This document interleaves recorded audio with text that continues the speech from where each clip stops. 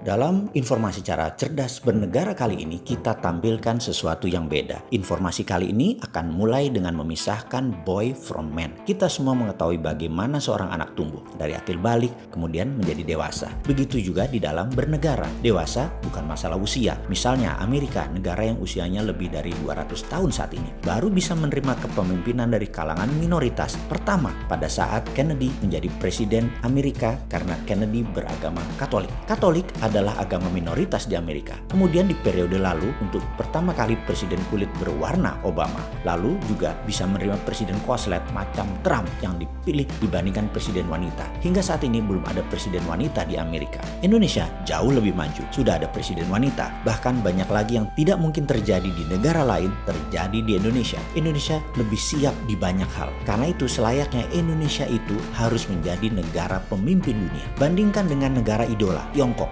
Selama komunis akan selalu mayoritas suku Han yang pasti-pasti jadi pemimpin. Catatan, negara Tiongkok tersebut baru terbentuk, People Republic tersebut belum ada 100 tahun. Kemudian sebuah prediksi gila dari si Sontoloyo ini yang berani mengatakan Tiongkok akan menjadi negara demokrasi terbesar di dunia, di mana di tahun 2030 ke atas Tiongkok akan mengadopsi demokrasi karena kalau tidak akan ditekan ekonominya oleh dunia. Akan ada pemilihan demokratis di tingkat wali kota dan gubernur di sebuah wilayah. Walaupun ketat pesanan dari Politbiro di atasnya, tapi demokrasi pasti diadopsi oleh Tiongkok. Itulah pesan Trump kepada Tiongkok saat ini. Berkali-kali saya katakan perang Tiongkok Amerika itu bukan perang dagang biasa. Di belakangnya adalah perang ideologi antara komunis dan demokrasi. Di antara perang otoritarian dan liberalisme. Kalau kapitalisme bagaimana? Cina mengadopsi kapitalisme namun bukan kapitalisme murni. Kapitalisme globalis yang dianutnya. Dan ini sesungguhnya membuat disparitas perbedaan mencolok antara swasta dan negara, kaya dan miskin. Tersistem untuk hanya sebagian saja yang kaya, yang bisa negara kontrol saja yang harus kaya. Kita akan rincikan bahayanya mengapa jangan sampai Indonesia mengadopsi prinsip tersebut. Di sini kalau sahabat pemakan buku dalam tanda petik, tukang baca, dan punya grup diskusi yang dalam akan mulai memahami bahwa beda kapitalisme modern yang terjadi di banyak negara dengan kapitalisme murni di bawah das kapital Karl Marx. Pemurnian ajaran kapitalisme yang sebenarnya. Nah, buku Karl Marx kan pegangan ideologi komunis. Itu kapitalisme murni. Pertanyaan sekarang, berapa kali kalian baca Das Kapital buku tadi? Belum pernah. Belum pernah kok komen sih. Ilmu kok katanya sih. Kalau kelola negara mau memimpin rakyat, ilmu nggak boleh katanya. Ribuan buku hadir dalam 10 tahun terakhir harus Anda baca. Bahkan kehadiran buku baru tersebut aja, walaupun Anda baca nih ya,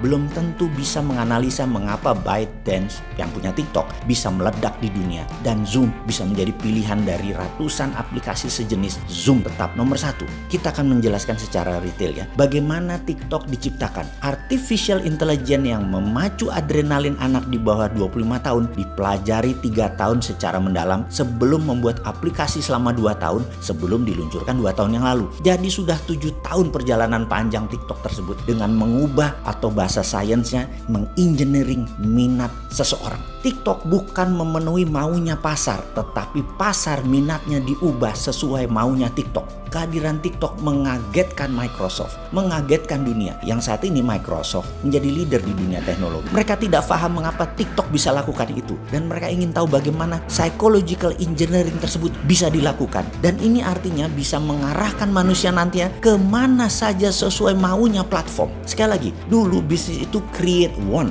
menciptakan keinginan dari sebuah need, dari sebuah kebutuhan. Misalnya, seorang kerja di Jakarta, tinggal di Depok. Kebutuhannya adalah alat transportasi. Dia saat ini naik kendaraan umum. Keinginan dia naik mobil. Maka pebisnis akan menciptakan iklan, advertising, kampanye, meyakinkan orang seperti mereka bahwa naik mobil Mercy yang terbaik, naik Toyota yang terbaik. Misalnya kalau dia Honda, naik Honda yang terbaik. Atau dia penjual Mini Cooper, naik Mini Cooper yang terbaik. Bersaing meyakinkan calon konsumen untuk memenuhi keinginan mereka, wants-nya mereka. Pebisnis tidak bisa create needs. Needs-nya ada dulu, baru mereka menciptakan wants. Namun TikTok menciptakan demand, menciptakan needs dengan didesain. Ada artificial intelligence yang mengawal setiap individu yang begitu Anda download aplikasi mereka, melihat TikTok selama 2 jam ke atas, selesai. Data Anda mereka punya. Bukan data tanggal lahir, alamat rumah, alamat email. Itu mah kuno, dunia nggak butuh lagi data itu. Sudah punya semua, sudah tuker-tukeran di atas sana. Lupakan kalau Anda sok sok-sokan bermain bisnis digital sebatas untuk dapat email, dapat nomor kontak. Itu ketinggalan 10 tahun, Cuk. Zaman FB, IG, Twitter, dan Google rajanya sudah diambil mereka semua. Sekarang yang diambil psychological faktornya seperti minat, passion, interest, fokus, harapan, impian, kemarahan, kerinduan, cinta. Semua kebaca. Oleh karena itu banyak negara TikTok dianggap alat intelijen, dan itu benar. Sayangnya ya, hal seperti ini di negara kita banyak yang nggak paham, termasuk pejabatnya, termasuk masyarakatnya. Ya karena nggak pernah baca buku, nggak pernah diskusi, nggak ada yang minat, dan itulah untungnya. Semua menjalankan bisnis, menjalankan kehidupan di Indonesia sederhana, persis tak berubah selama 20 tahun terakhir, atau bahkan mungkin 40 tahun terakhir, sama. Kembali ke tema di awal tentang kapitalisme. Kita akan purifikasi kapitalisme di Indonesia dalam pemahaman, agar jangan menjadi negara ke arah otoritarian dan elitis kapitalis ala komunis. Kita negara demokrasi Pancasila, bernegara ya ala Pancasila. Cocok dengan apa yang terlahir di atas bumi, kekayaan di dalam bumi, Indonesia. Cocok dengan budaya ribuan tahun peradaban Nusantara tanpa perlu budaya impor. Semua terkandung di dalam ekonomi Pancasila, bernegara Pancasila. Karena ekonomi Pancasila adalah satu-satunya sistem yang menjalankan purifikasi kapitalisme. Ada yang minat lebih paham tentang beginian, yang akan membuat Indonesia menjadi man.